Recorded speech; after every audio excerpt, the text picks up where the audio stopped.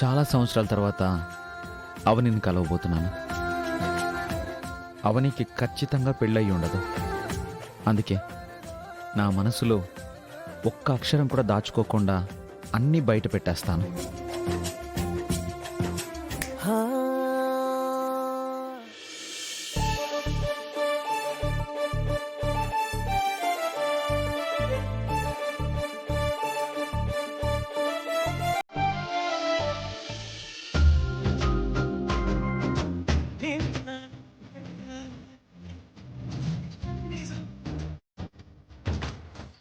ప్రియమైన అవని, ఇంతకాలం స్నేహితుడి రూపంలో ఉన్న ఈ ప్రేమికుడు రాస్తున్న ప్రేమ లేఖ ఇదే.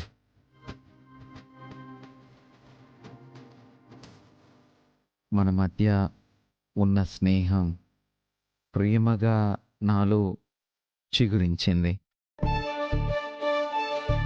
నా ప్రేమను నీకు తెలియజేయడానికి వారధిలా ఈ లేఖను రాస్తున్నాను. గత జన్మలో ఏ హృదయాన్ని గాయపరిచానో తెలియడం లేదు. ఈ జన్మలో నీ ఎడబాటుని భరించలేక నా హృదయం వేదనతో మండుతున్నది. నా హృదయంపై ప్రేమ చినుకువై నాకు ముక్తిని ప్రసాదిస్తావని, నా ప్రేమని అంగీకరిస్తావని, పెళ్లి వరకు నాతో అడుగులు వేస్తావని ఆశిస్తున్నాను.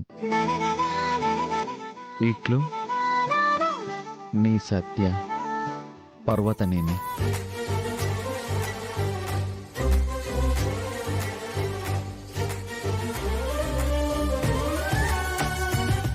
అవని, ఐఎమ్ కమింగ్ ఫర్ యూ.